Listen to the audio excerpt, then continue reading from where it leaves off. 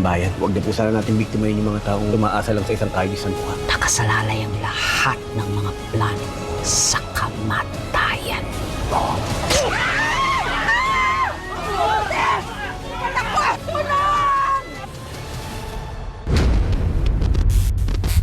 Ito ang Todo Max Primetime 5.